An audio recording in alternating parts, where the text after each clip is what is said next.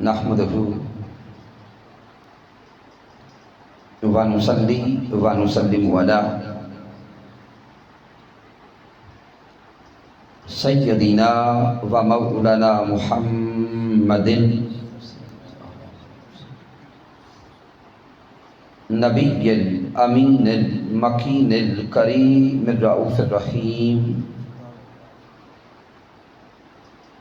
أما بعد فأعوذ بالله من الشيطان الرجيم. بسم الله الرحمن الرحيم. قال الله تبارك وتعالى في القرآن المجيد: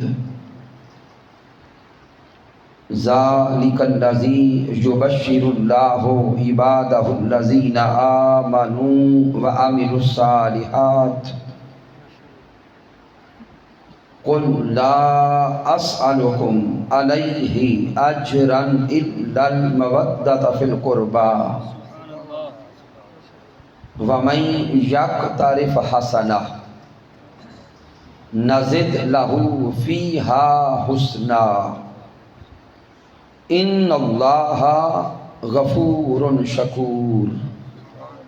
صدق الله مولانا العظيم. ان اللہ وملائکتہ یصلون علی النبی یا ایھا الذین آمنوا صلوا علیہ وسلموا تسلیما.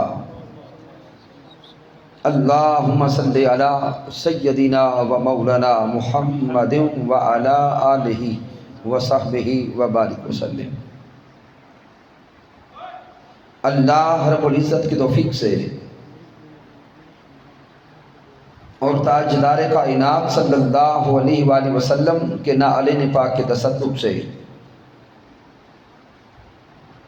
جہانیہ کی سرزمین پر ہم عظیم و شان ذکر شہدائے کربلا کانفرنس میں حاضر ہیں. اس عظیم کانفرنس کے انعقاد پر ہدیہ تبریک پیش کرتا ہوں مسجد کی انتظامیہ کے تمام ساتھیوں کو، مسند صدارت پہ تشریف فرما عظیم شخصیت استاذ العلماء جناب محترم حضرت علامہ ضیاء اللہ چشتی صاحب، امام و خطیب مسجد حضا، انتظامیہ کے تمام ساتھی، بالخصوص جناب محترم تنویر احمد بٹی صاحب، جناب محترم چودھری ندیم احمد گورایا صاحب، مہمان خصوصی جناب محترم ڈاکٹر مختار احمد صاحب، اور جمیع معاونین، منتظمین اور تحریک منہاج القرآن کے جملہ قائدین اور کارکنان. دعا ہے کہ اللہ رب العزت سب کا حاضر ہونا اپنی بارگاہ اقدس میں قبول فرمائے.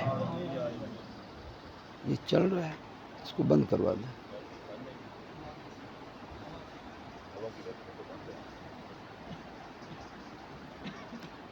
سامعین محترم، آج کی اس عظیم کانفرنس کے لیے جس موضوع کا انتخاب کیا ہے وہ موضوع ہے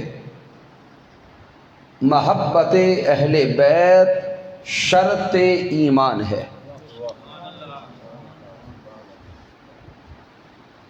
محبت اہل بیت کے بغیر ایمان مکمل نہیں ہوتا.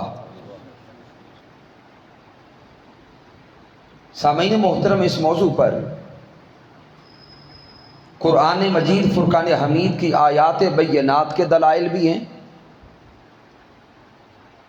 اور کثیر احادیث نبوی صلی اللہ علیہ وآلہ وسلم سے دلائل بھی ہیں. لیکن چونکہ وقت مختصر رہے گا اس لیے کم و بیش آدھا گھنٹہ کے قریب گفتگو ہماری محبت و مودت اہل بیت کے موضوع پر ہوگی، اور پھر ہم اپنے آپ کو میدان کرب و بلا میں لے کے چلیں گے۔ تو سامعین محترم، یہ آدھا گھنٹہ گفتگو کم و بیش قرآن مجید فرقان حمید سے ہی ہوتی رہے گی۔ قرآن مجید فرقان حمید کی کئی آیات بینات ہیں، جن آیات کریمہ میں اللہ رب العزت نے پیارے محبوب محمد مصطفیٰ صلی اللہ علیہ وآلہ وسلم کی آل کی عظمت اور محبت کو بیان کیا۔ لیکن آج کی اس کانفرنس کے لیے سرنامہ کلام کے طور پر قرآن مجید فرقان حمید کے 25ویں پارے سے سورت نمبر 42 سورۃ الشورى کی آیہ کریمہ نمبر 23 تلاوت کرنے کا شرف نصیب ہوا۔ اس آیہ مبارکہ کو آپ نے بارہا سنا ہے، لیکن اکثر لوگ جب اس آیہ کریمہ کو موضوع بناتے ہیں تو آغاز لفظ کل سے کرتے ہیں۔ میں آپ کی توجہ لانا چاہتا ہوں آج اس سورت کی اس پوری آیہ کریمہ کی طرف۔ اس آیہ مبارکہ کا آغاز اللہ فرماتا ہے ذالک الذی یبشر اللہ عبادہ الذین آمنوا وعملوا الصالحات۔ اللہ فرماتا ہے یہ وہ خوشخبری ہے جو اللہ دیتا ہے۔ ذالک الذی یبشر اللہ، یہ وہ خوشخبری ہے جو اللہ دیتا ہے۔ مولا تو کن کو یہ خوشخبری دیتا ہے؟ فرمایا ہر کسی کو نہیں دیتا، ان کو دیتا ہوں۔ عبادہ الذین آمنوا وعملوا الصالحات، میرے وہ بندے جو ایمان لائے اور عمل صالح کرتے رہے۔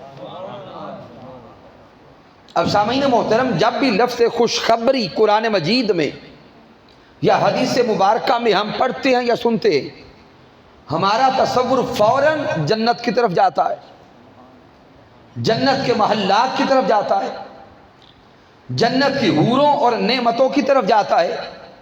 لیکن آئیے غور کریں کہ میرا اللہ یہاں پہ کس خوشخبری کو بیان کرنے لگا ہے۔ میرا اللہ فرماتا ہے ذالک الذی یبشر اللہ عبادہ الذین آمنوا وعملوا الصالحات، یہ وہ خوشخبری ہے جو میں ہر کسی کو نہیں دیتا، یہ خوشخبری میں خوش نصیبوں کو ہی دیتا ہوں۔ مولا بتا تو صحیح خوشخبری کیا ہے؟ کیا جنت کی خوشخبری ہے؟ کیا جنت کے محلات کی خوشخبری ہے؟ نہیں، رب کائنات نے خوشخبری کا ذکر کیا، ساتھ آگے فرمایا قُلْ لَا أَسْأَلُكُمْ عَلَيْهِ أَجْرًا إِلَّا الْمَوَدَّةَ فِي الْقُرْبَى۔ پیچھے میرا رب خوشخبری کو بیان کر کے آگے مودت آل مصطفیٰ کا ذکر کرتا ہے، تو پتہ چلا میرا اللہ یہاں پر محبت آل مصطفیٰ کو خوشخبری قرار دے رہا ہے، اور اللہ فرماتا ہے میں مصطفیٰ کی آل کی محبت ہر ایرے غیرے کو نہیں دیتا، مصطفیٰ کی آل کی محبت بھی انہی کو دیتا ہوں جن کے دلوں میں ایمان بھی ہوتا ہے، عمل صالح بھی ہوتا ہے۔ تو سامعین محترم، میرے اللہ نے فرمایا یہ خوشخبری عاموں کو نہیں دیتا، خاصوں کو چنتا ہوں، خاصوں کو چن کر ان کے سینوں میں مودت آل مصطفیٰ سجاتا ہوں۔ میرا اللہ قرآن میں فرما رہا ہے۔ اور اگر کوئی کہے کہ علامہ صاحب یہ آپ نے استدلال اپنی طرف سے کیا ہے، تو سامعین محترم قرآن مجید پڑھنے والوں کو علم ہوگا۔ علوم القرآن کا ایک موضوع ہے جس کو ربط بین الآیات کہتے ہیں۔ جو بھی آیات بینات اکٹھی آتی ہیں ان آیات بینات میں کوئی نہ کوئی علمی اور فنی ربط ہوتا ہے، کوئی نہ کوئی موضوعاتی ربط ہوتا ہے، کسی نہ کسی اعتبار سے علم النحو کا، علم الصرف کا، علم البلاغہ کا اور مضامین کا کوئی نہ کوئی ربط ضرور ہوتا ہے۔ سامعین محترم غور کریں، اس مقام پر تو میرے اللہ نے آیت کا نمبر بھی نہیں بدلا۔ اگر آیہ کریمہ کا نمبر بدلتا پھر تو ربط بین الآیات کا سہارا لیتے۔ یہاں میرے اللہ نے آیہ کریمہ کا نمبر نہیں بدلا۔ سورۃ الشورى کی وہی آیہ کریمہ نمبر 23 ہے۔ پہلے حصے میں میرا اللہ خوشخبری کا ذکر کرتا ہے، ساتھ جوڑ کر مودت آل مصطفیٰ کو بیان کرتا ہے۔ سامعین محترم اس سے آگے بھی پڑھے، میرے اللہ نے آگے فرمایا وَمَن يَقْتَرِفْ حَسَنَةً، میرا اللہ فرماتا ہے جو شخص یہ نیکی کما کے ساتھ لائے گا، وَمَن يَقْتَرِفْ حَسَنَةً، اشارہ یوم قیامت کی طرف، اشارہ یوم حشر کی طرف، صیغہ مضارع کا ہے۔ وَمَن يَقْتَرِفْ حَسَنَةً، جو کوئی اس نیکی کو کما کے اپنے ساتھ لائے گا، نزد لہو فیہا حسنا، میدان حشر میں بھی ہم اس کی اس نیکی کو بڑھاتے رہیں گے۔ ہائے ہائے، اللہ قرآن میں فرما رہا ہے وَمَن يَقْتَرِفْ حَسَنَةً، نزد جمع متکلم ہے، نزد لہو فیہا حسنا، جو اس نیکی کو، حضرت امام حسن مجتبیٰ سے پوچھا اور آئمہ حدیث بیان کرتے ہیں، جب آئمہ علوم تفسیر سے پوچھا گیا کہ یہاں رب کائنات کس نیکی کو بیان کرتا ہے، وَمَن يَقْتَرِفْ حَسَنَةً نَزِدْ لَهُ فِيهَا حُسْنًا، تو آئمہ یہاں بیان کرتے ہیں چونکہ پیچھے محبت آل مصطفیٰ کا بیان ہے تو یہاں واضح ہو رہا ہے، اللہ فرماتا ہے جو محبت آل مصطفیٰ کی نیکی کو میدان حشر میں ساتھ لائے گا، نزد لہو فیہا حسنا، اللہ فرماتا ہے ہم اس کے لیے میدان حشر میں بھی اس نیکی میں اضافہ کرتے رہیں گے۔ تو سامعین محترم آگے غور کریں، آیت ختم نہیں ہوئی، آگے میرے اللہ نے ارشاد فرمایا ان اللہ غفور شکور، بے شک اللہ رب العزت بخشنے والا بھی ہے اور قدر کرنے والا بھی ہے۔ سامعین لفظ غفور معنی ہے معاف کرنے والا، بخشنے والا، یہ تو معروف آپ نے سنا ہے، لیکن اگلا کلمہ بڑا قابل توجہ ہے، شکور۔ اللہ فرماتا ہے جو اس نیکی کو اپنے ساتھ لائے گا میدان حشر میں ہم اس کے گناہوں کو، اگر اس کے دامن میں ہوئے ان سارے گناہوں کو معاف بھی کر دیں گے اور اس کی اس نیکی کی قدر بھی کریں گے۔ لفظ شکور کا معنی ہے قدر کرنے والا۔ سامعین غور کریں، اللہ بھی کسی کی قدر کرتا ہے، اللہ بھی کسی کی قدر کرتا ہے، اور کس کی قدر کرتا ہے؟ ہر وہ انسان جس کے سینے میں مودت آل مصطفیٰ ہے اور وہ اس محبت و مودت کو لے کر یوم حشر میں ساتھ چلا گیا۔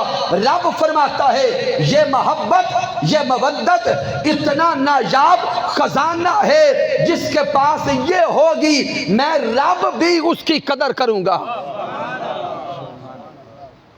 تو سامعین محترم ابھی تک اس آیہ کریمہ کا صرف ترجمہ سمجھا ہے،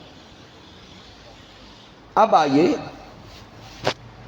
اسی آیہ کریمہ کو ایک بار پھر پڑھیں اور لفظ کل سے آپ پڑھیں، قُل لا اسألکم علیہ اجرا الا المودۃ فی القربى۔ میرا اللہ زبان مصطفیٰ سے اعلان کروا رہا ہے، اے میرے پیارے محبوب آپ فرما دے حکیم صاحب آپ آگے ہیں. میرا اللہ تاجدار کائنات صلی اللہ علیہ وآلہ وسلم کی زبان اقدس سے اعلان کروا رہا ہے، اے میرے سونے محبوب آپ فرما دیں لا اسألکم علیہ اجرا الا المودۃ فی القربی. اے میرے امتیوں، میں اس تبلیغ رسالت پر، علیہ ہی کی ضمیر کو دیکھیں، میرا رب زبان مصطفیٰ سے اعلان کروا رہا ہے، محبوب آپ فرما دیں اپنے امتیوں سے کہ میں اس تبلیغ رسالت پر تم سے کسی اجر کا سوال نہیں کرتا. اے میرے امتیوں، میں نے تمہیں ایمان دیا، میں نے تمہیں ایقان دیا، میں نے تمہیں تیقن دیا، میں نے تمہیں اللہ کی خبر دی، میں نے تمہیں اللہ کی پہچان دی، میں نے تمہیں اللہ کا قرب دیا. تم جہنم کے راستے پہ چل رہے تھے، جہنم سے نکال کر تمہیں جنتی بنا دیا. ان ساری کی ساری عطاؤں پر میں تم سے کوئی سوال نہیں کرتا. الا المودۃ فی القربی، ہاں صرف اتنا سوال کرتا ہوں کہ میرے بعد میرے اقربا، میری آل سے مودت کرتے رہنا. اب سامعین محترم، جامع الترمذی کو پڑھیں، امام نسائی کو پڑھیں، امام اسقلانی کو پڑھیں، امام قسطلانی کو پڑھیں، امام جلال الدین السیوطی کو پڑھیں، اور اس صدی کے امام حضور شیخ الاسلام ڈاکٹر محمد طاہر القادری مدد ذلہ والی کی کتب کا مطالعہ کریں. جب یہ آیہ کریمہ نازل ہوئی، صحابہ اکٹھے ہو کے در مصطفیٰ پہ گئے. لما نزلت هذه الآیہ، جب یہ آیہ مودت نازل ہوئی، صحابہ اکرام اکٹھے ہو کے حضور کے دروازے پہ گئے، حضور کی بارگاہ میں سوال کیا، قالوا یا رسول اللہ صلی اللہ علیہ وسلم. اب سامعین محترم، یہ جو قالو ہے یہ جمع کا صیغہ ہے، اور آپ کو علم ہے عربی گرامر میں جمع کا اطلاق کم از کم 3 پہ ہوتا ہے، لیکن جب جمع کا صیغہ ہے تو یہ تو پتہ چلا کہ سوال کرنے والے صحابہ کم از کم 3 ہیں.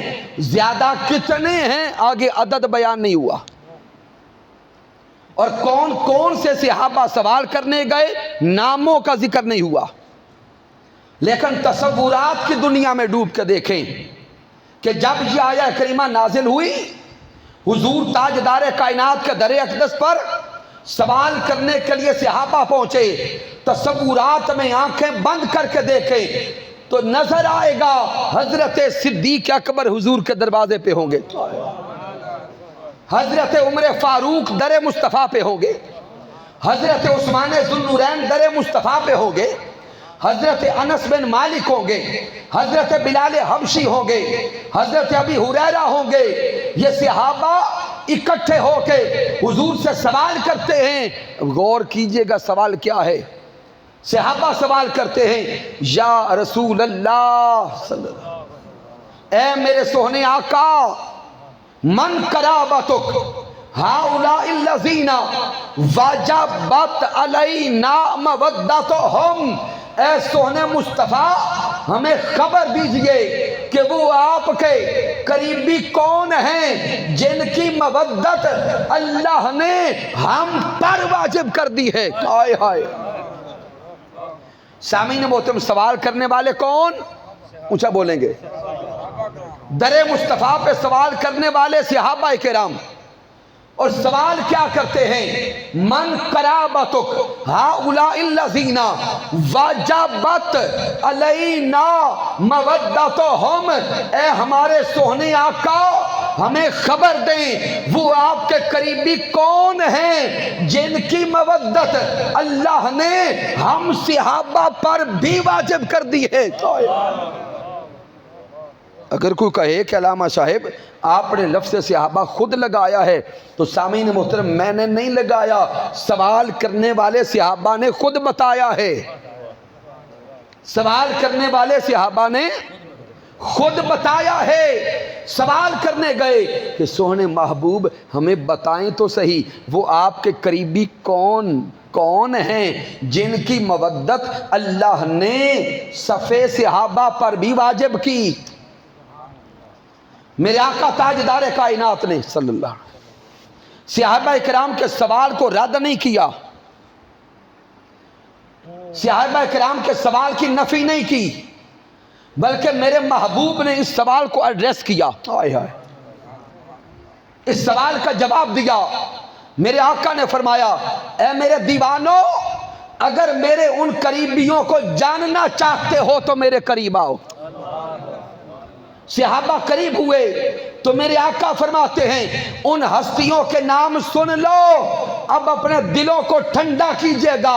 میرے حضور نے فرمایا علی جن، آئے ہائے، نیچے آواز کسی کے نہ رہے، میرے حضور نے فرمایا، پیچھے والے بھی اونچا بولے، آقا نے فرمایا علی جن، ان میرے قریبیوں میں ایک میرا علی ہے، وہ فاطمہ، دوسری میری شہزادی سیدہ فاطمہ الزہرا ہے، وہ ابناہما، دو ان کے شہزادے امام حسن اور امام حسین، یہ وہ قریبی ہیں جن کی مودت اللہ نے ہر مومن پر واجب کر دی ہے۔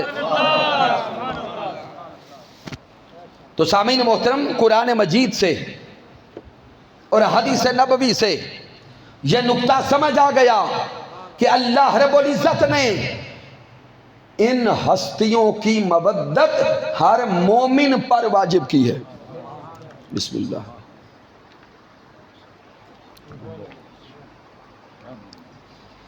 اب سامعین محترم، صحابہ کرام جان گئے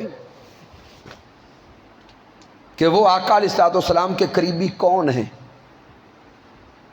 اب سامعین محترم، ایک تو صحابہ کرام کے سوال سے نقطہ سمجھ آ گیا کہ ان ہستیوں کی مودت شرط ایمان ہے۔ اور صحابہ کرام کے الفاظ اور سوال پہ پھر غور کریں، لفظ واجبات صحابہ فرما رہے ہیں، گویا آقا تاجدار کائنات کے صحابہ کا بھی ایمان ہے کہ 5 تن کی محبت یہ شرط ایمان ہے۔ اب اس سے آگے غور کرتے رہے۔ سامعین محترم، یہ جو کلمات ہیں آیہ کریمہ کے، ان کا آغاز لفظ کل سے ہوا۔ کس لفظ سے؟ لفظ کل سے ہوا، اور کل کا معنی کیا ہے؟ آپ فرما دیں۔ یہ معنی یاد کر کے جائیں، لفظ کل کا کیا معنی ہے؟ آپ فرما دیں۔ اب سامعین غور کریں، قرآن مجید فرقان حمید میں لفظ کل کم و بیش 332 بار آیا ہے۔ لفظ کل کتنی بار؟ 332 بار آیا۔ سارے کا سارا قرآن جو آج ہمارے سامنے ہے، ہم تک پہنچا ہے، سارا قرآن ہم تک زبان مصطفیٰ سے آیا۔ الف لام میم ذالک الکتاب لا ریب فیہ، یہ آیہ کریمہ بھی ہم تک زبان مصطفیٰ سے پہنچی۔ والضحیٰ واللیل اذا سجا ما ودعک ربک وما قلی، یہ آیات بینات بھی ہم تک زبان مصطفیٰ سے پہنچی۔ یاسین والقرآن الحکیم، یہ آیات کریمہ بھی ہم تک زبان مصطفیٰ سے پہنچی۔ اب سامعین محترم، جب سارا قرآن ہم تک زبان محمد مصطفیٰ صلی اللہ علیہ وآلہ وسلم سے آنا تھا، تو پھر بطور خاص 332 مقامات پر لفظ کل فرمانے کی ضرورت کیا تھی؟ اس سوال کی لطافت کو سمجھیں کہ اگر اللہ کل فرمائے تب بھی قرآن اسی زبان سے آئے گا، اور اگر اللہ لفظ کل نہ فرمائے تو تب بھی قرآن اسی زبان سے آئے گا تو پھر مولا بتا تو صحیح 332 بار کل لانے کا فائدہ کیا ہوا؟ جب سینہ نہیں بدلا، ہستی نہیں بدلی، زبان نہیں بدلی، تو جب انداز بیان بھی نہیں بدلا تو مولا بتا نا پھر کل کے لانے کی حاجت کیا تھی؟ اب اس کل کا فلسفہ سمجھیے گا۔ ائمہ علوم القرآن نے لکھا اور ائمہ فقہ بیان کرتے ہیں، لفظ کل جن آیات بینات کے آغاز میں آتا ہے، لفظ کل کو لا کر رب کائنات جو احکامات دیتا ہے، لفظ کل ان احکامات میں تاکید پیدا کرتا ہے۔ کیا کرتا ہے؟ ان احکامات میں تاکید لاتا ہے، قوت اور زور پیدا کر دیتا ہے۔ اب لفظ کل کا فلسفہ میں 2 الفاظ سے سمجھاؤں گا، بچے اور بابے بھی سمجھ جائیں گے۔ سامعین محترم، ایک ہے راہ انکار اور دوسرا ہے راہ فرار۔ وہ آیات بینات جو کل کے بغیر آئیں، کل کے بغیر آئیں، ان آیات بینات میں اللہ نے جو احکامات اتارے ہیں ان احکامات کا انکار تو کفر ہے، انکار کفر ہے، لیکن فرار کا راستہ موجود ہے۔ اور وہ آیات کریمہ جن میں رب کائنات نے کل فرمایا اور کل کے ساتھ میرے اللہ نے جو احکامات اتارے ہیں ان احکامات کا انکار بھی کفر ہے اور ان سے فرار بھی کفر ہے۔ اگر کوئی کہے کہ علامہ صاحب کو دلیل، تو سامعین محترم دلائل کی انبار آپ کے سامنے آ رہے ہیں۔ میرے اللہ نے قرآن مجید میں فرمایا اقیموا الصلاۃ، نماز قائم کرو۔ ایک بار نہیں، میرے اللہ نے درجنوں بار قرآن مجید میں نماز قائم کرنے کا حکم دیا۔ سامعین محترم غور کریں، وہ رب ہے، یہ قرآن اللہ کا کلام ہے، اگر ایک بار بھی اللہ کسی کام کا حکم دے دے وہ فرض ہو جاتا ہے، نص قطعی آ جاتی ہے۔ تو میرے اللہ نے نماز قائم کرنے کا حکم 1-2 بار نہیں 20 بار دیا ہے۔ تو سامعین مجھے بتائیے گا، آپ نے نماز عشاء ادا کی، اذان عشاء ہوئی، کیا سارے جہانیہ والوں نے مسجد آ کے نماز ادا کی ہے؟ سوچ لیں، سب نے پڑھی ہے؟ گھبرائے نہیں، تھوڑا جواب تو دیں۔ سارے جہانیہ والوں نے نماز عشاء آ کے نہیں پڑھی، تو مجھے بتائیے جنہوں نے نماز عشاء ادا نہیں کی ان کے لیے فتویٰ کیا ہے؟ کیا ان کو کافر کہیں گے؟ بھئی اونچا بولتے رہیں، پریشان نہ ہو، فتویٰ مجھ پہ آئے گا۔ ان کو کافر کہیں گے؟ نہیں، وہ گناہگار ہوں گے، فاسق ہوں گے، فاجر ہوں گے، اور اتنے بڑے گناہگار ہیں کہ شرعاً ان کی گواہی بھی قبول نہیں ہوگی۔ اتنے بڑے گناہگار تو ہوئے لیکن کافر نہ ہوئے۔ کیوں؟ رب کائنات نے جو نماز کا حکم بار بار دیا ہے پیچھے لفظ کل نہیں لگایا۔ تو جن آیات کے پیچھے لفظ کل نہیں، ان احکامات پہ غور کریں، ان احکامات کا انکار تو کفر ہوگا۔ اگر کوئی نماز کا سرے سے انکار کرے وہ کافر ہے، لیکن جو غافل ہو، سست ہو، نہ پڑھ سکے وہ گناہگار ہے۔ اب آئیے، میرے اللہ نے اسی قرآن میں فرمایا وَآتُوا الزَّکَاۃَ، زکوٰۃ ادا کرو۔ تو سامعین محترم، جو صاحب نصاب ہیں جن پر زکوٰۃ ادا کرنا واجب ہے، کیا وہ سارے لوگ زکوٰۃ دیتے ہیں؟ نہیں دیتے۔ اگر وہ سارے لوگ زکوٰۃ دینے لگ جائیں تو پھر چوکوں میں کوئی مانگنے والا غریب نظر نہ آئے۔ تو جو زکوٰۃ ادا نہیں کر رہے واجب ہونے کے باوجود، ان کے لیے کیا فتویٰ ہے؟ گناہگار ہیں، سیاہکار ہیں، فاسق و فاجر ہیں، کفر کا فتویٰ نہیں ہے۔ اگر زکوٰۃ کا سرے سے انکار کریں تو کافر ہیں، اگر ادا نہیں کرتے تو گناہگار ہیں۔ پھر میرے اللہ نے قرآن میں فرمایا کتب علیکم الصیام کما کتب علی الذین من قبلکم لعلکم تتقون۔ میرے اللہ نے فرمایا تم پر روزے فرض کر دیے گئے۔ کیا سارے مسلمان روزے رکھتے ہیں؟ نہیں رکھتے۔ ان کے لیے کیا فتویٰ ہے؟ بھی بولتے تو رہیں، گناہگار ہوں گے۔ جن پر حج فرض ہوتا ہے کیا وہ سارے حج کرنے جاتے ہیں؟ جو حج ادا نہیں کرتے فرض ہونے کے باوجود ان کے لیے فتویٰ گناہگار ہونے کا ہے۔ تو سامعین محترم، ارکان اسلام آپ نے سارے دیکھ لیے۔ جو نماز، روزہ، زکوٰۃ، حج، ان کا اقرار تو کرتا ہے لیکن ادا نہیں کرتا، ان کے لیے فتویٰ کفر کا نہیں بلکہ گناہگار ہونے کا ہے۔ اب آئیے لفظ کل والی آیات کو تلاوت کریں۔ میرے اللہ نے قرآن مجید میں فرمایا قل هو اللہ احد اللہ الصمد۔ میرے اللہ نے فرمایا میرے سوہنے محبوب اپنی پیاری پیاری زبان اقدس سے آپ فرما دیں وہ اللہ ایک ہے۔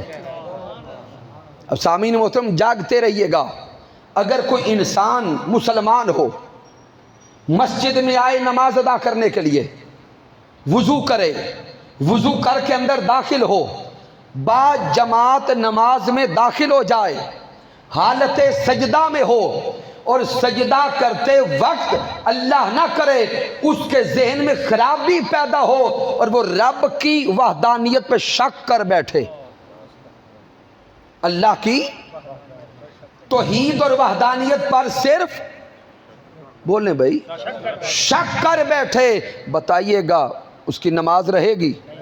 سوچ لیں، اس کا وضو رہے گا؟ نماز وضو تو کجا، اس کا ایمان بھی جاتا رہے گا۔ اب سامعین غور کریں، ادھر اس نے پوری نماز ہی نہیں پڑھی تھی، ادھر ہے بھی مسجد میں، ہے بھی نماز میں، نماز کا کمال سجدہ، سجدہ میں ہے، ابھی زبان سے بولا نہیں، صرف توحید باری تعالیٰ پہ شک کیا ہے، اور آپ فتویٰ دیتے ہیں کہ ایمان جاتا رہا۔ سوال پیدا ہوا کیوں؟ اس لیے کہ اس آیت کریمہ میں جو حکم ہے اس کے پیچھے طاقت لفظ کل کیا گئی، اس کے پیچھے شرعن اور فقہن طاقت کل کیا گئی۔ تو سامعین لفظ کل نے بتا دیا کہ کل کے ساتھ جو حکم آ گیا ہے اس کا انکار تو کفر ہے، لیکن اس سے فرار بھی کفر ہے۔ اس سے آگے اب عقیدہ رسالت پہ آئیں، اتباع رسالت کا موضوع پڑھیں۔ میرے اللہ نے قرآن میں فرمایا قل ان کنتم تحبون اللہ فاتبعونی یحببکم اللہ۔ اے میرے سوہنے مصطفیٰ اپنی پیاری پیاری زبان اقدس سے آپ فرما دیں اگر اللہ کا قرب چاہتے ہو، اللہ کی معیت چاہتے ہو، اللہ کو پانا چاہتے ہو تو آؤ اتباع محمد مصطفیٰ کی کرو۔ سامعین محترم، اگر کوئی انسان کہے میں رب کے تو قریب ہونا چاہتا ہوں لیکن رسول اللہ کی اطاعت اور اتباع نہیں کرتا، مجھے بتائیے کیا اس کا رب کے قریب ہونا قبول ہوگا؟ کیا وہ اللہ کے قریب ہو جائے گا؟ کیا اس کی دیگر عبادات قبول ہو جائیں گی؟ نہیں، اس کا ایمان بھی در رسول سے بغاوت کرنے سے جاتا رہے گا۔ کیوں؟ اس حکم کے پیچھے بھی طاقت لفظ کل کیا گئی۔ اب سامعین نیت عبادت کو اللہ نے قرآن میں بیان کیا۔ میرے اللہ نے فرمایا قل ان صلاتی ونسکی ومحیایا ومماتی للہ رب العالمین۔ اے میرے سوہنے مصطفیٰ آپ فرما دیں کہ لوگوں اپنی نیتوں کو سیدھا کر لو، نیتوں کو سیدھا کر لو، عبادت صرف اللہ کی ہے، نماز صرف اللہ کے لیے، قربانی صرف اللہ کے لیے، اور اپنی نیتوں کا رخ اتنا سیدھا کرو کہ جینا بھی تمہارا اللہ کے لیے ہو، مرنا بھی تمہارا اللہ کے لیے ہو۔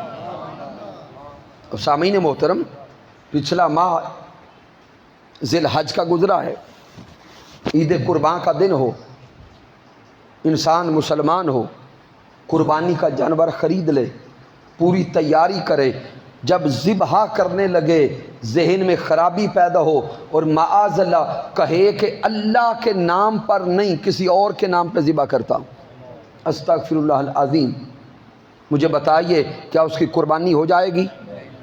سوچ لیں۔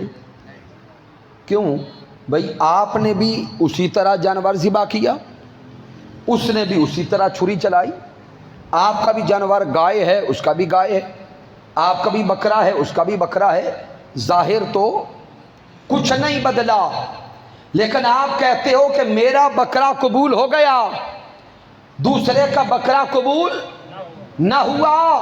کیوں؟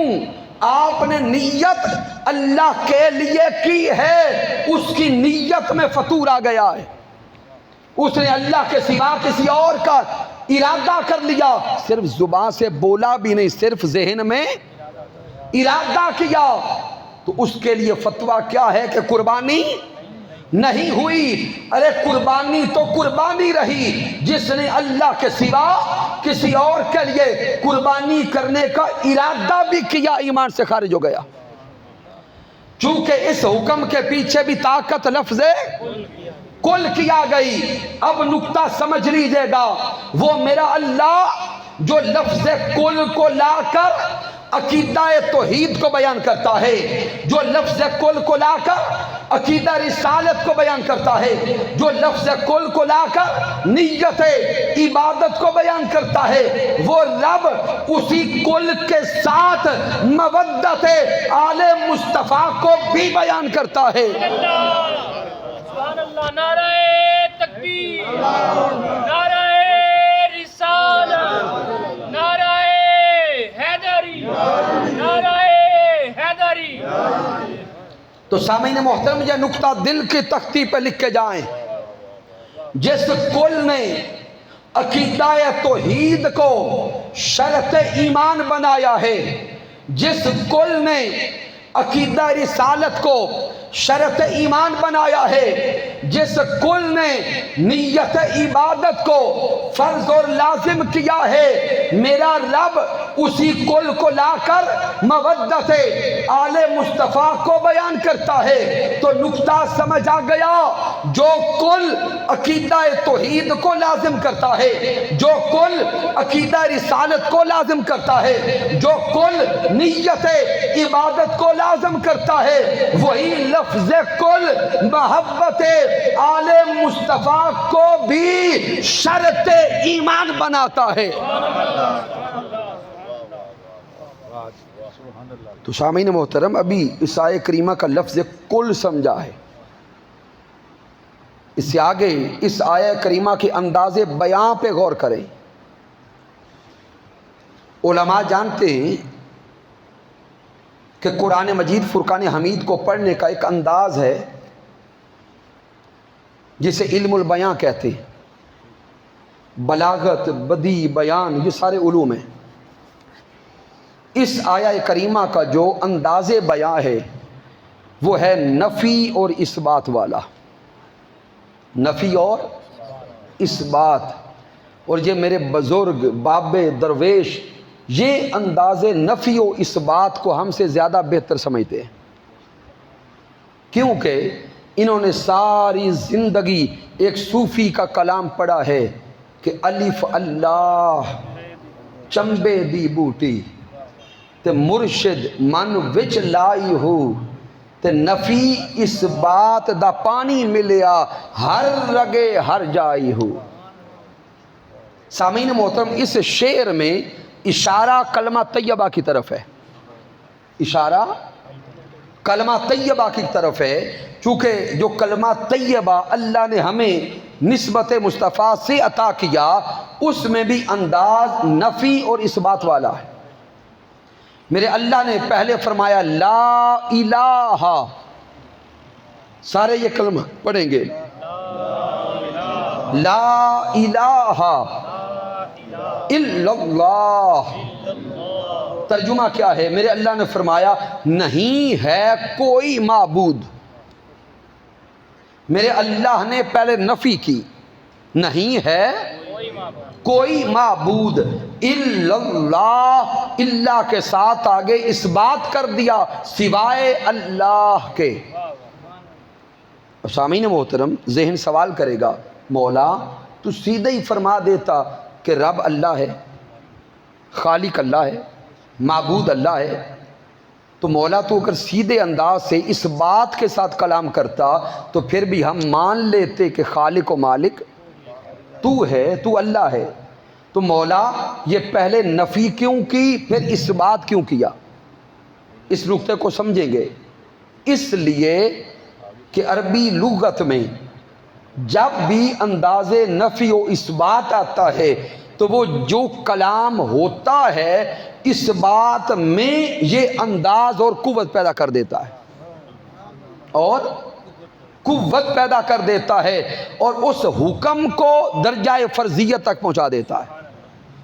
مثلا اگر اللہ صرف فرما دیتا کہ اللہ ہی معبود ہے تو سامعین محترم اللہ کی معبودیت کا اعلان ہو جاتا، اللہ کے رب ہونے کا اعلان ہو جاتا، لیکن ایک فرق رہ جاتا، ایک شک اور شبہ رہ جاتا، اور وہ کیا؟ اگر صرف میرا اللہ اپنی معبودیت کو پوزیٹیولی بیان کرتا، باقی سب کی نفی نہ کرتا، تو کئیوں کے ذہن میں یہ شک اور شبہ رہ جاتا کہ اللہ تو معبود ہے لیکن شاید اللہ کے سوا کوئی اور بھی ہوگا۔ اگر باقیوں کی نفی نہ کرتا تو نفی نہ ہوتی۔ وہ لات، منات، عزل، ہبل وہ سب ان کو ماننے والے یہ سمجھتے کہ بڑا خدا تو وہی رب ہے، لیکن شاید یہ چھوٹے جائز ہیں۔ اس لیے رب کائنات نے پہلے ان چھوٹوں کی نفی کی۔ میرے اللہ نے فرمایا لا الہ، ارے ان جھوٹے خداؤں کو ماننے والوں سن لو، ان میں کوئی ایک بھی خدائی کے لائق نہیں ہے الا اللہ، سوائے اللہ کے۔ تو اس انداز بیان نے اس حکم کے اندر قوت پیدا کر دی، اور معبودیت الہی کے حکم کو انداز بیان نے درجہ فرضیت تک پہنچا دیا۔ اب سامعین محترم اگلے راز کو دل میں اتارے، میرے اللہ نے جو انداز بیان کلمہ طیبہ کا رکھا ہے وہی انداز بیان آیا مودت کا رکھا ہے۔ کلمہ طیبہ میں اللہ نے فرمایا لا الہ، آیا مودت میں میرے اللہ نے فرمایا لا اسألکم، آئے ہائے، ادھر فرمایا لا الہ، ادھر فرمایا لا اسألکم علیہ اجرا۔ کلمہ طیبہ میں فرمایا الا اللہ، آیا مودت میں فرمایا الا المودۃ فی القربى۔ یہ انداز بیان جس طرح رب کی وحدانیت کو، توحید کو، معبودیت کو درجہ فرضیت تک پہنچا رہا ہے، یہ انداز بیان اسی طرح مودت آل مصطفیٰ کو بھی شرط ایمان بنا رہا ہے۔ تو سامعین محترم مودت آل مصطفیٰ صلی اللہ علیہ وآلہ وسلم شرط ایمان ہے۔ تو سامعین اگلے کلمات کو سمجھیے گا۔ دین اسلام میں جس طرح نماز فرض ہے، روزہ فرض ہے، زکوٰۃ اور حج فرض ہے، شریعت مطہرہ میں اس سے بڑھ کے فرض مودت آل مصطفیٰ ہے۔ کوئی کہے کہ علامہ صاحب بہت بڑی بات کر دی، کیا مودت آل مصطفیٰ نماز سے بھی بڑا فرض ہے؟ ہاں، محبت آل مصطفیٰ نماز سے بھی بڑا فرض ہے۔ کوئی کہے کیسے؟ تو سامعین محترم اس راز کو سمجھیے گا، نماز اللہ کی عبادت ہے، نماز پڑھی جاتی ہے خالص اللہ کے لیے۔ جب نیت نماز کرتے تو کیا پڑھتے؟ خاص نیت کی تھی، اس نماز دی پڑھنے واسطے اللہ تعالیٰ دے۔ تو سامعین محترم نماز خالص عبادت اللہ کی ہے، اس میں ایک ذرہ برابر بھی ملاوٹ نہیں ہونی چاہیے۔ لیکن سامعین محترم اب نماز کے اندر آ جائیں، سب سے پہلے قیام کرتے، ثنا پڑھی سبحانک اللہم و بحمدک، الفاتحہ پڑھی، سورۃ الفاتحہ پڑھنے کے بعد سورت کو ملا لیا، پھر رکوع میں گئے، پہلی رکعت سجود ہو گئے، دوسری رکعت، دیگر ساری رکعتیں مکمل کر کے اب اتحیات بیٹھ گئے۔ غور کیجئے گا، نماز خالص عبادت اللہ کی ہے۔ جب اتحیات بیٹھ گئے، رب کی بارگاہ میں مناجات کرنے لگے، التحیات للہ والصلوات والطیبات۔ سامعین جب کسی سے کچھ مانگنا ہوتا ہے تو منہ مانگنے والا پہلے بنایا جاتا ہے۔ اگر مانگنے جائیں اور منہ بدماشوں والا ہو معاذ اللہ تو کیا اگلا کچھ دیتا ہے؟ نہیں۔ اگر کسی کے دروازے پہ مانگنے جائیں تو پہلے مانگنے کی کیفیت طاری کی جاتی ہے، منہ ڈھیلا کیا جاتا ہے، انداز مانگنے والا بنایا جاتا ہے۔ تو یہ سارا انداز ہے مانگنے والا، التحیات للہ والصلوات والطیبات۔ مولا تیری بندگی میں ہوں، مولا نمازیں تیرے لیے پڑھی، مولا رکوع تیرے لیے کیا، سجود تیرے لیے کیا، قیام تیرے لیے کیا۔ مولا جو مزدوری کی ہے اب اس کی کوئی اجرت دے دے، اس نماز کو قبول فرما۔ رب کائنات فرماتا ہے، ارے میرے لیے نماز پڑھنے والے اگر قبول کروانا چاہتے ہو تو میرے محمد پہ سلام بھیجو۔ اگر مزدوری کو قبول کروانا چاہتے ہو تو میرے محبوب پر سلام بھیجو۔ بندہ اگر منہ ڈھیلا کر کے کہے مولا نیت کی تھی خاص نیت تیرے لیے، اور اب اسی نیت کے اندر سوہنے محمد مصطفیٰ کو بھی شامل کروا رہے ہو، اگر صرف کوئی اتنا ہی کہہ دے اللہ فرمائے گا دفع ہو جاؤ، کچھ نہیں دیتا۔ جب بندگی میری ہے تو پھر مرضی بھی میری ہے۔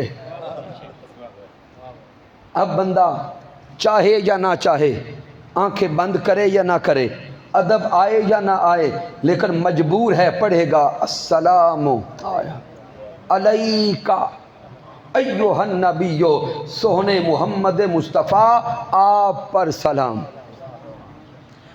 اب ذات حبیب پہ سلام پیش کر چکا، اب عرض کرتا مولا اب تو کچھ دے دے، مولا تیرے حبیب پہ درود و سلام بھیج چکا ہوں، اب تو کچھ عطا فرما۔ رب کائنات کا جواب آتا ہے، اگر قبول کروانا چاہتے ہو تو میرے محبوب کی آل پہ بھی درود بھیجو۔ ہائے ہائے، میرے محبوب کی، اونچا بولے، میرے محبوب کی آل پہ بھی درود بھیجو۔ اگر بندہ کہے مولا بتا تیرے مصطفیٰ کی آل کون کون ہیں جن پہ درود بھیجنا لازم ہے، تو جواب وہ حدیث دے گی، علی و فاطمہ و ابناہما۔ لوگوں، نمازیں پڑھنے والوں، رکوع کرنے والوں، سجود کرنے والوں، قیام کرنے والوں، اگر یہ فرض نماز قبول کروانا چاہتے ہو تو یہ نمازیں بھی قبول اسی کی ہوتی ہیں جو علی اور فاطمہ پہ درود بھیجتا ہے۔ نمازیں بھی قبول اسی کی ہوتی ہیں جو امام حسن اور حسین پر درود بھیجتا ہے تو پتہ چلا نماز شریعت مطہرہ میں فرض ہے، لیکن مودت آل مصطفیٰ اس نماز سے بھی بڑا فرض ہے۔ نعرہ لگا دو۔ نعرہ تکبیر، نعرہ رسالت، نعرہ حیدری، نعرہ حیدری، حسینیت زندہ باد، حسینیت زندہ باد، یزیدیت مردہ باد، یزیدیت مردہ باد۔ سامعین محترم، ابھی اسی آیہ کریمہ پر اور کتنے نکات اور دلائل موجود ہیں، لیکن چونکہ وقت کافی بیت گیا، اب جو پیچھے احباب ہیں اگر قریب ہو سکیں تو آئیے تھوڑا اور قریب ہو کر اپنے تصورات کو میدان کرب و بلا میں لے کے چلیں۔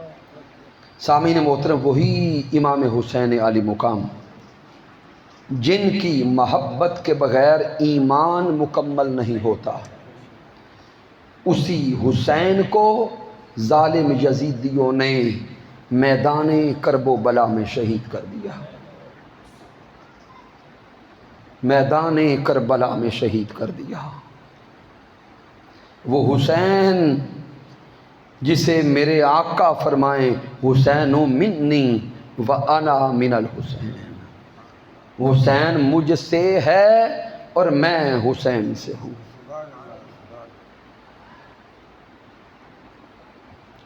نو محرم الحرام کی شام ہے، نماز عصر ادا فرمانے کے بعد آقا امام حسین علی مقام خیموں کے باہر اپنی تلوار کو زمین پہ لگا کر تلوار کے ساتھ ٹیک لگا کے بیٹھے، آنکھ لگی پیارے محمد مصطفیٰ تشریف لائے۔ ادھر یزیدیوں نے لشکر کو تیار کرنا شروع کیا۔ حضرت سیدہ زینب نے جب یزیدی لشکر کا شور سنا تو خیمے سے باہر نکلی، دیکھا کہ امام حسین تلوار کے ساتھ ٹیک لگا کے بیٹھے ہیں۔ بہن سیدہ زینب قریب آئیں، کندھے پہ ہاتھ رکھا، آقا امام حسین کو متوجہ کر کے کہا، بھائی حسین، یزیدیوں نے جنگ کی تیاری کر لی ہے۔ آقا امام حسین نے فرمایا، بہن زینب، ہم نے بھی تیاری کر لی ہے۔ سیدہ زینب نے پوچھا، بھائی حسین کیسی تیاری؟ تو آقا امام حسین فرماتے ہیں، بہن زینب ابھی آنکھ لگی تھی، آقا تاجدار کائنات تشریف لائے اور پیارے نانا جان نے فرمایا ہے، بیٹے حسین کل کی افطاری آپ ہمارے ساتھ کرنے والے ہیں۔ بہن زینب، ہم نے بھی جانے کی تیاری کر لی ہے۔ یزیدیوں سے مکالمہ ہوا،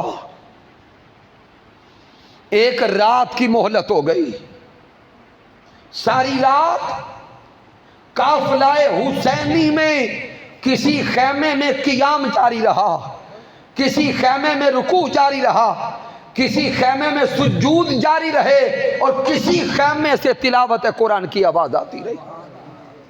ساری رات رب کی بندگی میں رہے۔ صبح و فجر کے بعد کا وقت ہے، دونوں اطراف افواج تیار ہونے لگی، دونوں لشکر تیار ہو گئے۔ جب دونوں لشکر تیار ہو چکے تو آقا امام حسین اپنے گھوڑے پہ سوار ہوئے، یزیدی لشکر کے سامنے کھڑے ہوئے، اور آقا امام حسین نے یزیدیوں کو خطبہ اتمام حجت دیا۔ اور آقا امام حسین نے یزیدیوں کو یہ خطبہ اس لیے دیا کہ یہ یزیدی حسین کو پہچان لیں کہ یہ کون ہے۔ آقا امام حسین نے یزیدیوں سے پوچھا، یزیدیوں جانتے ہو کہ میں کون ہوں؟ آئے آئے، مجھے پہچانتے ہو کہ میں کون ہوں؟ ان ظالموں نے کہا پہچانتے ہیں۔ میرے آقا امام حسین نے فرمایا دیکھ لو اور پہچان لو، میں وہی حسین ہوں جسے پیارے محمد مصطفیٰ کندھوں پہ سوار کرتے تھے۔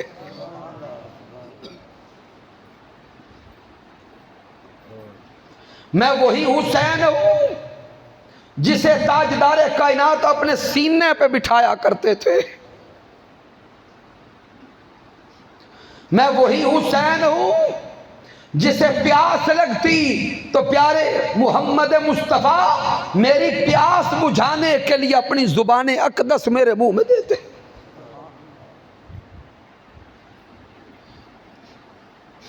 میں وہی حسین ہوں جو تاجدار کائنات کی گود میں پلا۔ آج مجھے پہچان لو، کل یوم قیامت رب کی بارگاہ میں نہ کہنا کہ ہم پہچانتے نہ تھے کہ یہ حسین کون ہے۔ جب آقا امام حسین نے خطبہ دیا، ہور کا مقدر جاگ گیا۔ وہ پہلے ہور تھا، قدم میں نے حسین میں پہنچا تو حضرت ہور ہو گئے۔ بس امام بدلا، زندگی کا ڈھنگ بدل گیا۔ بس امام بدلا، زندگی کا رنگ بدل گیا۔ بس امام بدلا، پہلے جہنم جا رہا تھا، امام بدلنے سے جنتی ہو گیا۔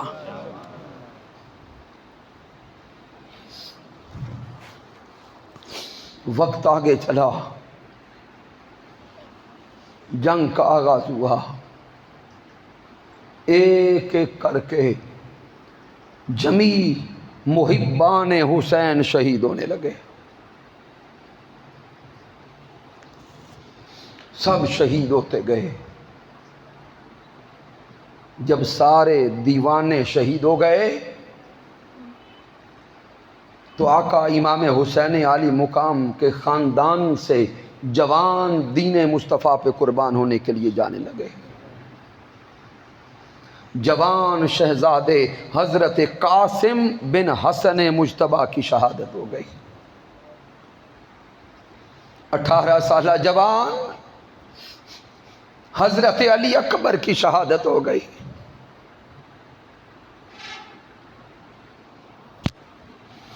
معصوم حضرت علی اصغر کی شہادت ہو گئی۔ حضرت اون و محمد شہید ہو گئے۔ حضرت غازی عباس کے بھائی حضرت عثمان شہید ہوئے، حضرت عبداللہ شہید ہوئے، حضرت جعفر شہید ہوئے۔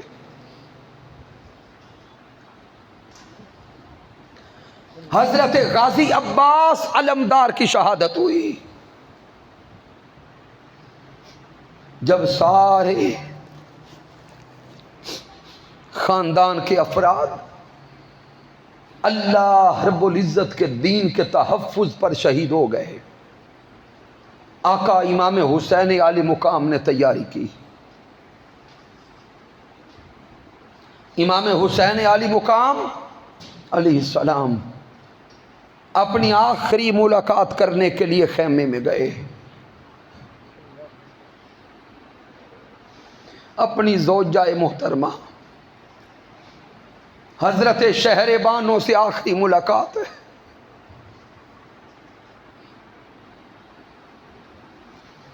حضرت شہر بانو آقا امام حسین عالی مقام کے قدموں پہ ہاتھ رکھ کے کہتی ہے، پیارے آقا حسین، میں نے ساری زندگی آپ کی نوکری کی ہے،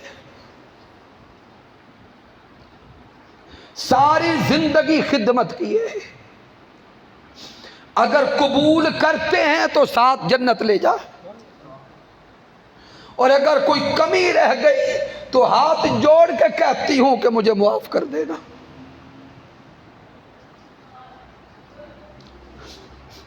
اپنی بہن سیدہ زینب سے آخری ملاقات ہے۔ ننھی شہزادی سکینہ جو راتوں کو آقا امام حسین کے سینہ اقدس پہ سر رکھ کے سوتی تھی، سکینہ کو سینے سے لگایا،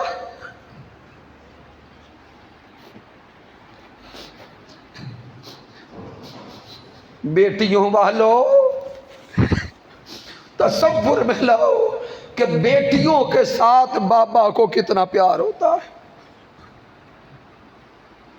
اور بیٹیوں کو اپنے باپ سے کتنا پیار ہوتا ہے۔ سیدہ سکینہ کو اٹھایا، سینے سے لگایا، بوسہ دیا، الوداع کہا، آقا امام حسین علی مقام چل پڑے، خیمے سے نکلے، باہر اپنے گھوڑے کے قریب آ کے کھڑے ہوئے، آنکھوں سے آنسو جاری ہو گئے۔ حضرت سیدہ زینب قریب آئیں، آ کے پوچھتی ہیں بھائی حسین کیا ہوا، کس شے نے رلا دیا؟ آقا امام حسین کے کلمات جگر میں اتر جائے۔ آقا امام حسین فرماتے ہیں بہن زینب، صبح سے لے کے اب تک جو بھی میدان کرب و بلا میں اتر رہا تھا اسے تیار کرنے والا بھی میں تھا، اسے سوار کرنے والا بھی میں تھا۔ جب میرے جانے کا وقت آیا سوار کرنے والا بھی کوئی نہ رہا، سوار کرنے والا بھی کوئی نہ رہا، نہ تیار کرنے والا کوئی بچا ہے، نہ سوار کرنے والا کوئی بچا ہے۔ ارے صدقے جائیں اس بہن سیدہ زینب کے حوصلے پر۔ بہنیں اپنے بھائیوں کو دلہا بنانے کے لیے سجاتی ہے، سیدہ زینب کے حوصلے پہ قربان جائیں، وہ اپنے بھائی امام حسین کو دین مصطفیٰ پہ قربان کرنے کے لیے تیار کر رہی ہے۔ ایسا بھی حوصلہ کسی کا ہوگا؟ حضرت سیدہ زینب نے سلام اللہ تعالی علیہا آقا امام حسین کے سر اقدس پہ دستار مصطفیٰ باندھی، رکاب کو تھاما، آقا امام حسین سوار ہوئے، ہاتھوں میں تلوار ذوالفقار تھمائی۔ آقا امام حسین نے آگے چلنے کے لیے گھوڑے کی لگام کو کھینچا، کہا گھوڑے چل، گھوڑا چلا نہیں ہے۔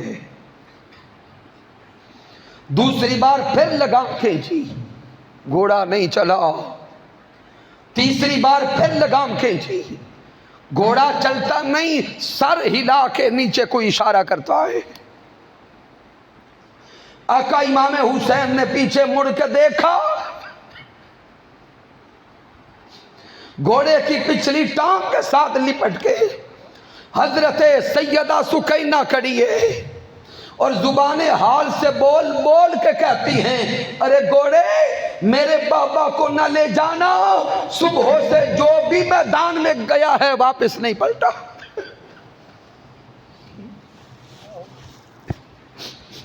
اگر میرے بابا چلے گئے تو میری پیاس کون بجھائے گا، مجھے کھانا کون کھلائے گا، میں کس کے سینے پہ سر رکھ کے سوؤں گی؟ آقا امام حسین گھوڑے سے پھر نیچے اترے، اس شہزادی سکینہ کو اٹھا لیا، سینے سے چمٹایا، بوسہ دیا، پیار کیا، اور پیار کر کے شہزادی سکینہ بہن زینب کی طرف آگے بڑھا کے کہا بہن زینب میں جا رہا ہوں، میرے بعد میری سکینہ کا خیال رکھنا۔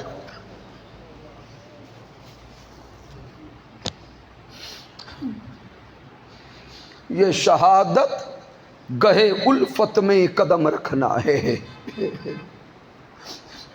لوگ آسان سمجھتے ہیں مسلمان ہونا، آقا امام حسین علی مقام میدان کرب و بلا میں اترے.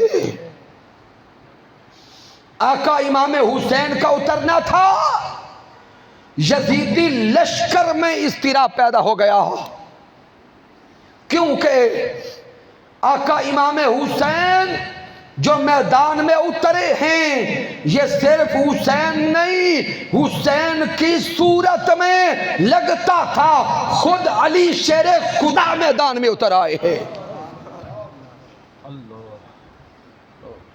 منظر یہی تھا کہ جیسے خود علی شیر خدا میدان میں ہیں. آقا امام حسین آگے بڑھے، پہلے ان کے مئی سرا پہ حملہ کیا، بس ایک ہی حملے میں 100 سے زائد یزیدیوں کو جہنم پہنچا دیا. یزیدی تھرا کے رہ گئے کہ حسین اتنا دلیر، اتنا بہادر، اتنا جرت والا، اکیلا حسین ہزاروں کے سامنے ہے اور سینکڑوں کو جہنم پہنچا رہا ہے. یزیدی تلوار امام حسین کو روکنا چاہتے ہیں، چاروں طرف سے گھیر کے ان ظالموں نے آقا امام حسین پہ تیروں کی بارش کی. 30 سے زائد تیر آقا امام حسین علی مقام کے جسم اقدس میں پیوست ہو گئے، لیکن تلوار حسین نہیں رکی. یزیدیوں کے تیر میرے امام کی تلوار کو نہ روک سکے، یزیدیوں کی تلواریں آقا حسین کی تلوار کو نہ روک سکیں. یزیدیوں کے نیزے اور بھالے آقا امام حسین کی تلوار کو نہ روک سکے. ہاں جب نماز کا وقت آیا تلوار حسین رک گئی. وہ تلوار جسے ہزاروں یزیدی نہ روک پائے، نماز کا وقت آیا تو تلوار رک گئی. آقا امام حسین فرماتے ہیں، ظالمو، جابرو، جہنم کے کتوں، نماز تو ادا کرنے دو. جسم اقدس تلواروں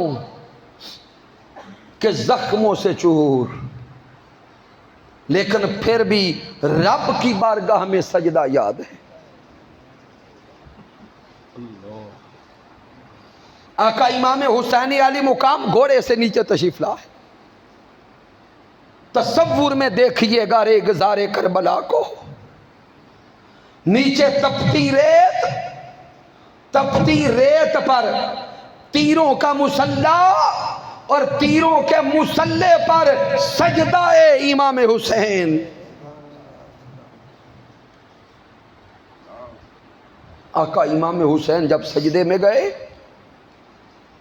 یزیدی آپس میں مشورہ کرتے ہیں کہ یہ علی کا شیر ہے، اگر اٹھ گیا تو پھر نہیں سنبھالا جائے گا، اس لیے موقع غنیمت ہے کہ سجدہ کی حالت میں ہی وار کر کے کام تمام کیا جائے. آقا امام حسین علی مقام اللہ کی بارگاہ میں سجدے میں ہیں، لبوں پہ جاری ہے سبحان ربی الاعلی، سبحان ربی الاعلی، سبحان ربی الاعلی. ظالم یزیدیوں نے حملہ کیا. آقا امام حسین علی مقام کی گردن مبارک پہ حملہ کیا.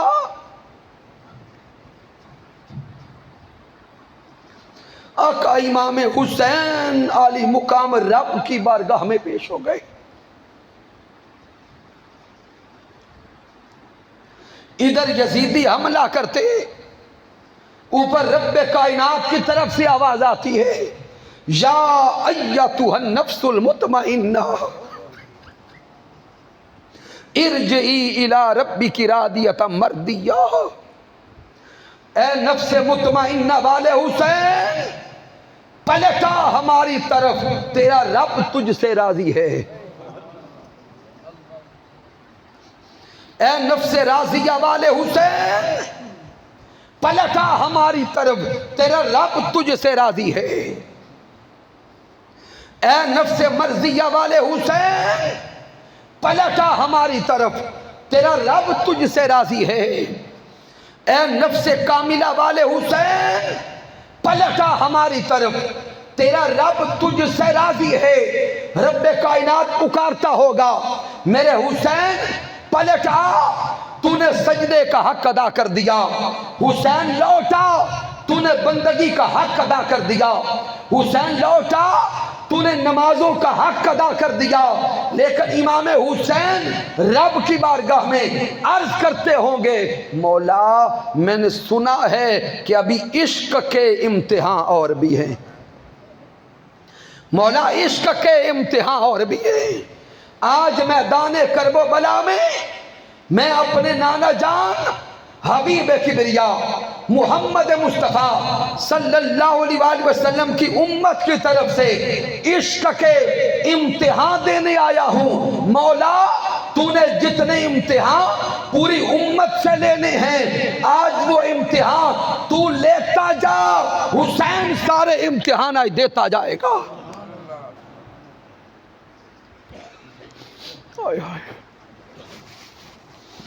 آقا امام حسین علی مقام کے شہادت کا لمحہ ذہن ملا۔ لبیک یا حسین کی صدائیں لگانے والوں، یا حسین کے نعرے لگانے والوں، یہ لبیک یا حسین کی صدا صرف اس دنیا میں نہیں گونجتی، یہ صدا آسمانوں پہ بھی گونجتی ہے۔ فرشتے بھی لبیک یا حسین کی صدائیں لگاتے ہیں، خود رب کائنات بھی لبیک یا حسین کہتا ہے۔ اگر کوئی کہے علامہ صاحب کیا کہہ رہے ہیں، کیا اللہ بھی لبیک یا حسین کہتا ہے؟ تو سامعین محترم قرآن مجید سے استدلال کر لیں۔ میرا اللہ قرآن میں فرماتا ہے فَاذْكُرُونِي اذکرکم، تم مجھے یاد کرو میں تمہیں یاد کروں گا۔ ارے اے انسانوں، یہ تو آپ کا میرا عقیدہ ہے، اگر آپ اور میں اللہ کو یاد کریں، اللہ ہمیں یاد کرتا ہے۔ حضرت داتا علی حجویری نے یا اللہ کہا، رب کائنات نے یا عثمان کہا، حضرت خواجہ فرید نے اللہ اللہ کی صدائیں لگائیں، رب کائنات یا فرید کی صدائیں آج تک لگوا رہا ہے۔ حضور غوث الاعظم حضرت شیخ عبد القادر جیلانی نے یا اللہ کے نعرے لگائے، رب کائنات آج تک حضور غوث الاعظم کے نعرے لگوا رہا ہے۔ سامعین محترم، باقی سب کا ذکر تو نیچے رہ گیا، میدان کرب و بلا میں دیکھیں جیسا ذکر الہی آقا حسین نے کیا ہے، ایسا کائنات میں کوئی نہ کر سکا۔ آقا امام حسین کا سر اقدس سجدہ میں ہے، دین اسلام کا تحفظ جاری ہے، لبوں پہ جاری ہے، سبحان ربی الاعلی، سبحان ربی الاعلی، سبحان ربی الاعلی۔ ادھر آقا امام حسین رب کے نام کی صدا لگاتے ہیں، آسمانوں پہ رب کائنات بھی فرماتا ہوگا لبیک یا حسین، لبیک یا حسین، لبیک یا حسین۔ اس لیے آقا تاجدار کائنات کے چاہنے والوں، میرے حضور سے اور حضور کی یار سے محبت کرنے والوں، یہ محبت کوئی عام محبت نہیں ہے، یہ اتنی اعلیٰ، اتنی عرفہ اور اتنی نایاب محبت ہے، کل جو یوم قیامت بھی ہمارے کام آئے گی۔ اور آخری پیغام عرض کرنے لگا ہوں، سامعین محترم، یہ جو ذکر آل مصطفیٰ ہے، ذکر حسین عالی مقام ہے، کیا یہ سال کے بعد صرف ماہ محرم میں کرنے سے حق ادا ہو جاتا ہے؟ بولیں نہیں، حسینی ہونا صرف ایک سال گزرنے کے بعد یا حسین کے نعرے لگانے کا نام نہیں ہے۔ حسینی ہونے سے مراد حسینی فکر کو زندگی کا حصہ بنانا ہے۔ حضور شیخ الاسلام ڈاکٹر محمد طاہر القادری مدد اللہ علی اس مادیت کے دور میں پھر سے انسانوں کو حسینی فکر کی طرف بلا رہے ہیں، حسینی نظریہ کی طرف بلا رہے ہیں، حسینی تھاٹ کی طرف بلا رہے ہیں کہ آقا امام حسین کا ذکر کرنے والوں آؤ، یہ ذکر باعث اجر ضرور ہے، لیکن کل یوم قیامت اگر آقا امام حسین نے پوچھ لیا صرف حسین حسین کرنے والوں میری فکر کہاں تھی، میرا نظریہ کہاں تھا، میرا کردار کہاں تھا، میری سیرت کہاں تھی، تو سامعین محترم شاید ہمارے پاس اس وقت کوئی جواب نہ ہو۔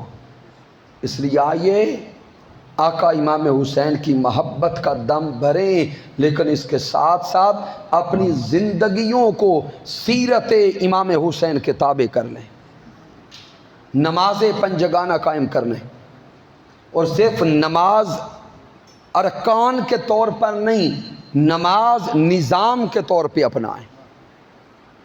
کیونکہ وقت کافی بیت گیا، یہ پورا ایک الگ موضوع ہے۔ نماز ارکان کے طور پہ ادا کرنا جدا ہے، نماز نظام کے طور پہ ادا کرنا جدا ہے۔ آج ہم نے اس نماز کو بھی صرف رسم سمجھ لیا۔ 70 سے 80% مسلمان تو پڑھتے ہی نہیں ہیں، اور جو پڑھ رہے ہیں ان میں سے کتنے ہیں جو نظام نماز کو پہچانتے ہیں؟ یہ پھر کبھی اللہ نے چاہا تو نظام نماز کیا ہے اس پہ بات کریں گے، لیکن آج کی اس عظیم و شان کانفرنس کے انعقاد پر بارے دیگر ہدیہ تبریک پیش کرتا ہوں مسجد کی پوری انتظامیہ کو، امام و خطیب کو، تحریک منہاج القرآن کے جمیع قائدین اور کارکنان کو۔ دعا کرتے ہیں کہ رب کائنات محبوب علیہ الصلوۃ والسلام کے تصدق سے سب کی حاضری قبول فرمائے۔ کی محمد سے وفا تو نے تو ہم تیرے ہیں، یہ جہاں چیز ہے کیا لوح و قلم تیرے ہیں۔ میں نے جو کچھ بیان کیا اگر اس میں کوئی کمی ہے، کوئی کجی ہے، کوئی غلطی ہے تو مجھ ناچیز کی طرف سے ہے، میرا اللہ معاف فرمائے۔ اگر اس میں کوئی اچھائی اور کمال ہے تو اللہ کی عزت کی قسم میرا کوئی کمال نہیں، یہ میرے اللہ کا کرم ہے، آقا علیہ الصلوۃ والسلام کی رحمت ہے۔ میرے قائد، میرے مربی، میرے استاذ حضور شیخ الاسلام ڈاکٹر محمد طاہر القادری مدد اللہ علی کی صحبت کا فیضان ہے۔ وما علینا الا البلاغ المبین۔